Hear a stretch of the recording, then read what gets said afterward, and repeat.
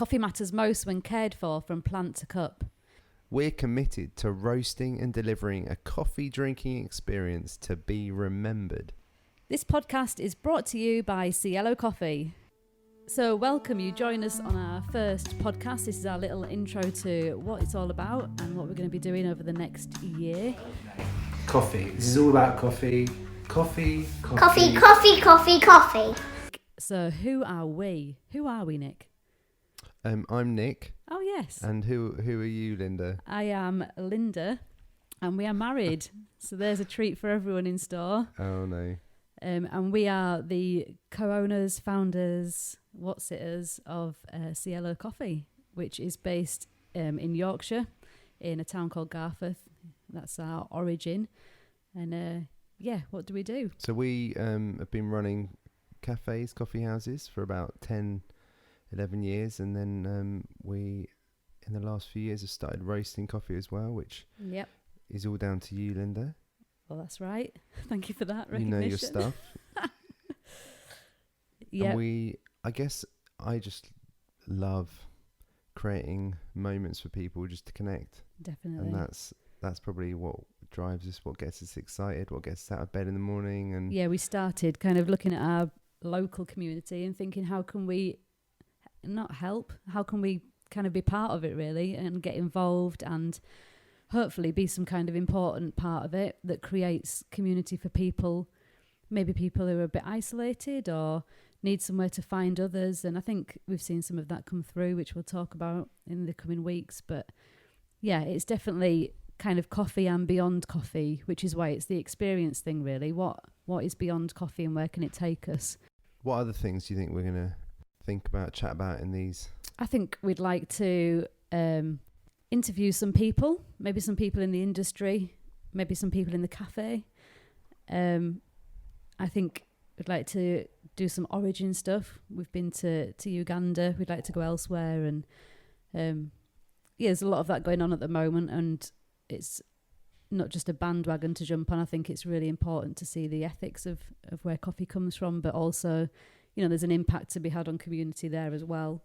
And the various communities that places reach out to. We supply quite a lot of coffee shops with wholesale coffee, and each of those cafes are having their own impact in their own area, and churches as well. So I think there's quite a stretch that we can talk about and see people's. I think people like stories. I hope you guys like stories of just real life, and it doesn't have to be full on drama, but I think it's nice to see people sharing life together when the wider world can be a bit messy and full on sometimes. These are the good news stories that keep us going, really.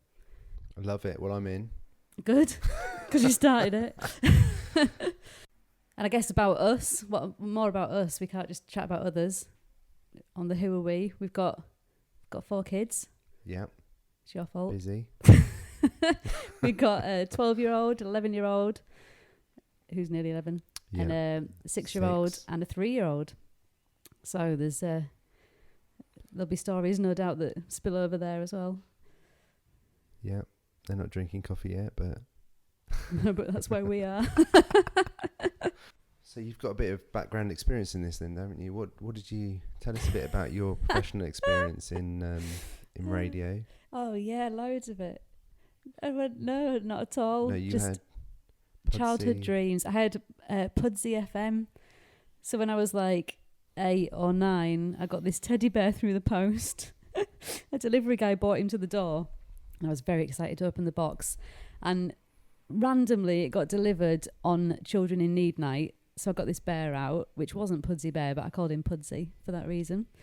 And then at the same time, I used to do you remember back in the day when you press play and record at the same time on your little cassette machine? Oh, yeah. Sorry, I've gone post-millennial here. And they're back in now. Good. And then you could record whatever you wanted. So you could record bits of the radio and try and cut off the bit where the DJ said something and spoke over the end of the song, which is always annoying. And I'd do my own radio show, and I'd do fake interviews off the back of Lookin' magazine. Interviewed Kylie Minogue once.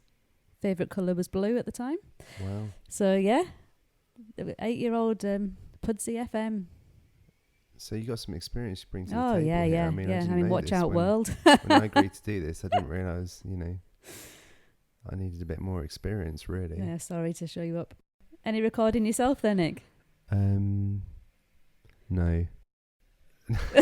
Go on. Confession time. No, I was in a band, a famous rock band. Oh, yes. In the Is that early U2? noughties.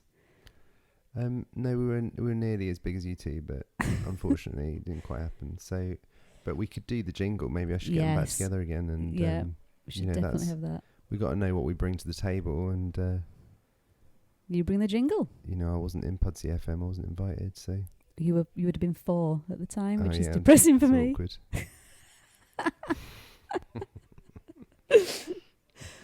So why don't you tell us a little bit about who we're chatting to today? And no, you've done it. Oh, okay. It's like, who's arriving? This is surprise guest. Someone's coming through the door now. No, it's not. Who's at the door? No, this is the wonders of our magic, because you talked to them the other day. Sorry, yeah, I'm with you now. Start again. But now everyone knows.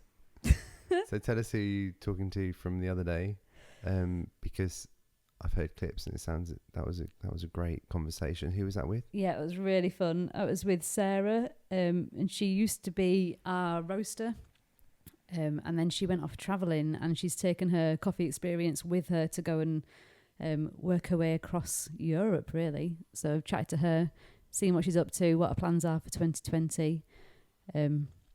Yeah. Oh, we love Sara. She's great. Good legend. Another Yorkshire lass, which is always a winner. Yeah, it was good to see her again. I enjoyed catching up with her. Thought, oh, it's a nice surprise. I didn't realise you got her in for the first podcast, which is... I just accosted her. We were just chatting and I thought, hang on, can I press record? Here we go. We're off. Watch out, everybody. Well, that is good. Good plan. Yeah. And she's got a lot to say. Yeah. So excited to listen to that. So, tell us where you are and what you're doing. What does January look like for the travelling roaster? Yeah, so the travelling roaster, I've just got back from Kazakhstan via Belarus and Latvia, just to apply for a visa so I can go back and get permanent residency in Kazakhstan. So I'm living in Almaty, which used to be the capital during Soviet times. Oh, is it not the capital? No, so at the end of the Soviet era, they moved to Nur-Sultan. They kind of invented a capital, basically. I'll get to visit it soon. I hear it's a bit of a strange place. So Almaty's still the biggest city. Right. And they call it the gateway to Central Asia because it's on the border with Kyrgyzstan. It's easy to kind of get from there into Uzbekistan as well. Yeah. It's very European kind of feel, mixed with like the Soviet Asian kind of influences, and it just has this kind of big city kind of vibe to it, but it's nice and green as well. Nice. So it's really nice. And while I'll be going back, I'll be working in a school again, teaching maths. Yeah. And doing the odd bit of roasting. So while I'm travelling, I often connect with different people, friends of friends or people on Instagram or whatever. Yeah. And go off and do a bit of roasting with them, find out what coffees they've imported in.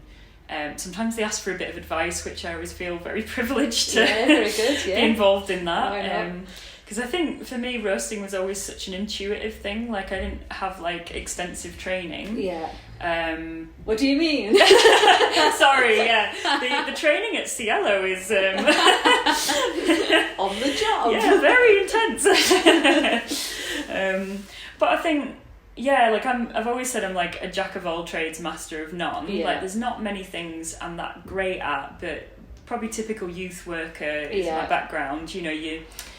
I'm in this bracket. Yeah, exactly. You just kind of pick up like tons of different skills. Like, I know a bit of this language. I can like do basic guitar. I can do this, that, and the other. Yeah. But with roasting, it was like I can't even explain it really, but I felt like I just clicked with it. Yeah. And I think you might remember we did that. We had that Indian monsoon. coffee last year, and yeah, I remember like looking at it and thinking, oh, these beans are a lot bigger, so we put less in the machine, and then you know, the first crack was like loads later than any other coffee we'd done before, and I kept thinking I've missed it, like, but it didn't look right, and I was like, what is going on?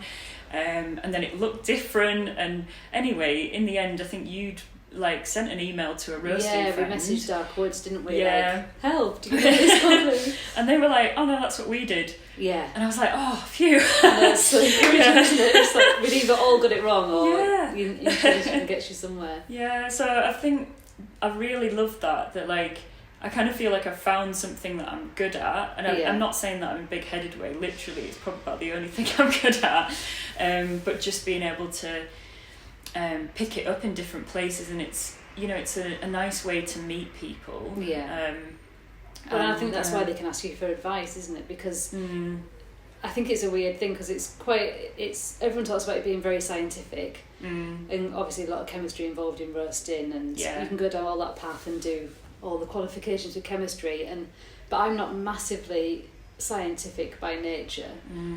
And I'm a bit similar, where I feel like you can learn some of the scientific formulas for roasting and understand what's happening to the bean. Yeah. But there's still some kind of intuition in there, isn't there? Of like, obviously it's down to taste, but so you can give advice to people on like, what do you want from it? And I can help you think about a couple of things to try to get to that sort of taste. And I think that can transfer to anywhere you go, can't it? So yeah, definitely. I think I'd love to do more training and probably understand it more from a scientific point of view, because then I can maybe explain why I'm thinking, oh, this is what we need to do.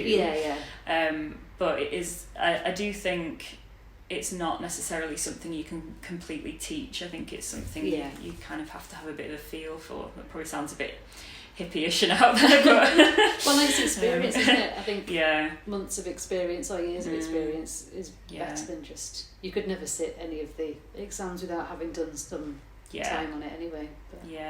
I remember my first few months thinking, oh, this is easy, and then starting to understand more of the complexities. I was like, oh my word. But love it. So is coffee a thing in Almaty? It is now. I think there's been coffee and coffee shops around. I mean, I met the guy who was one of the first roasters, and he'd been there 15 years. Oh, okay. But the coffee quality over there is pretty low. The last 2 years, it's like people have only really started drinking coffee. Yeah. Before that, it was all tea. Right. Okay. Mainly black and green tea. And I'd say, so the culture's very different over there in that everything's more about how it looks. So everything's done on Instagram. Right. Like, if you're not on Instagram, you don't exist, basically. Yeah. And so people will go to restaurants and recommend them, and they'll look nice, but the food doesn't necessarily taste that great. Yeah. And I mean, there is great food out there, but for me, I'm a bit more like, I'd go quality over the way something looks. Yeah. So you have to, as a cafe over there, you have to look amazing, and you also have to taste great, you know, if you want to get a good reputation for coffee. And but it's slowly, the market's growing, it's starting to boom, but it's taken a while. Yeah, sure. And I do wonder how much of the coffee drinkers are just drinking it because it's the latest thing, rather than they really know much about coffee or really enjoy it. But maybe that's how we all started. Yeah, maybe. Exactly. Oh, well, that's it. I guess when you look over history, it's like, you know, there was, the coffee shops in London and how it just boomed from there. And so, but it's taking its time, but it's getting there. Yeah. And so you're applying for residency? Yeah. Are you wanting to stay put for a while? Do you want to travel out from there? What kind of... I think... I definitely want to be in Kazakhstan for a while, get used to the language. They mainly speak Russian in Almaty. Right. A lot of people speak Kazakh as well, but Russian's the main one. And so for that part of the world, like, knowing Russian really helps. Yeah.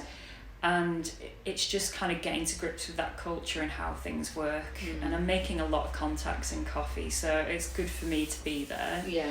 And it does just open up a whole new world of places to visit, and India's 2.5 hour flight away, and Wow, that's crazy. Yeah. Yeah, so right in the middle. Yeah, so it's pretty cool. I'd love to be there longer term, and I'm on the side.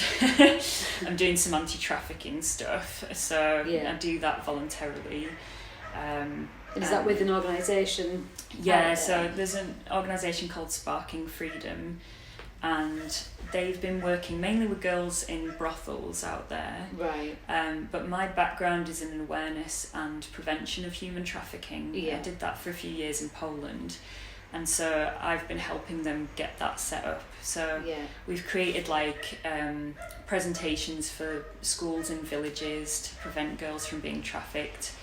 And we meet people at events or on the streets. That sounds really bad, but I'm just chatting to people. But we're just sort of explaining that human trafficking can happen to anyone. Yeah. And often people are just not aware, and if they are aware, you can prevent that from happening to them. So that's what I've been doing out there, and there's a lot of that happening in Central Asia and all over the world. But yes, of course. But I guess with so many borders around you, it's quite easy to extract people, isn't it? And which is a shame. That's great though. So anything else in 2020 that you'd like to? I'd love to go to India. Yeah, you mentioned India. Okay. I've always wanted to go, and it's I've been to something like 46 countries or something. It's just not enough. Yeah, it's just I've just never got a chance to go there, and I'm like, it's like the one place I've always wanted to go. Yeah. So I think definitely more travel, the horizon, and I might get to Tajikistan at some point as well. There's so many stands I just Yeah,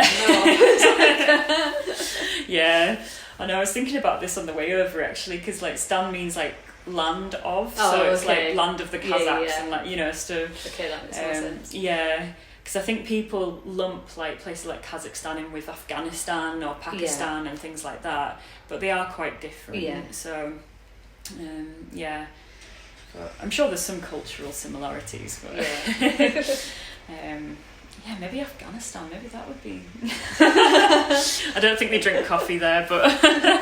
And obviously, you've gone out travelling and done stuff because of your faith, because of your Christianity as well, which plays a big part in it. Yeah. And, is there anything that you'd like to see, or any connections you'd like to make, like the first half of the year, or things you'd hope to?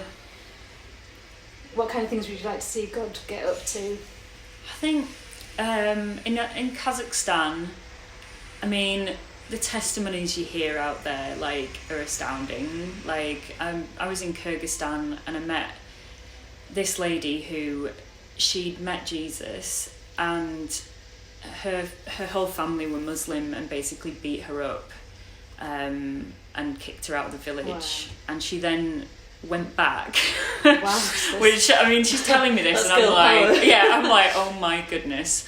She goes back and they're still rejecting her.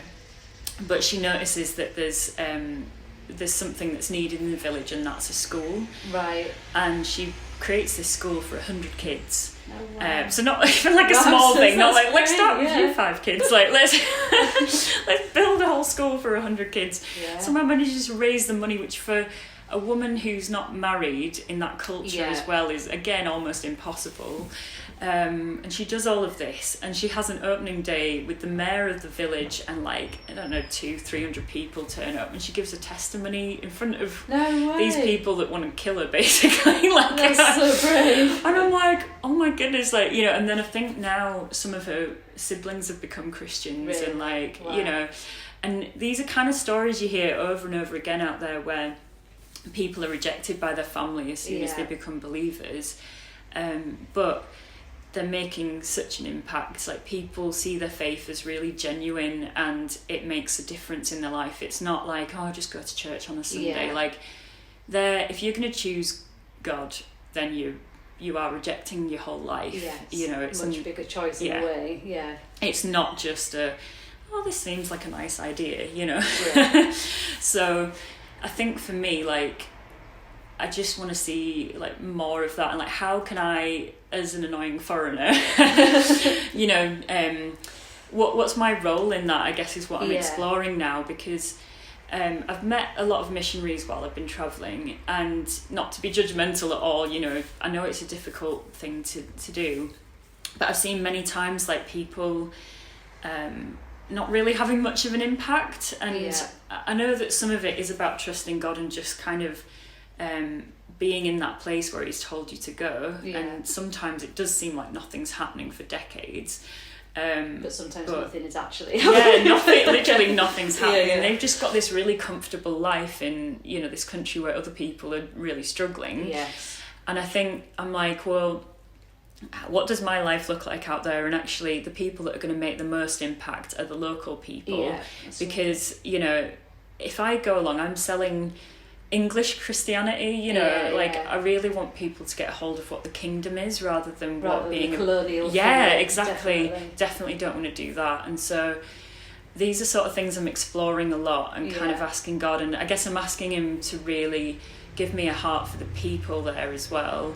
I did have some rough times in Kazakhstan when I first arrived, just a lot of really bad stuff kept happening. And so now I've really been asking God to heal a lot of what happened and really love that country again. And I think just what can I do, like what is my role there, and not to like have that I'm coming in to save the day thing. Definitely, because they're definitely already doing stuff that's like out of this world and inspiring, you know.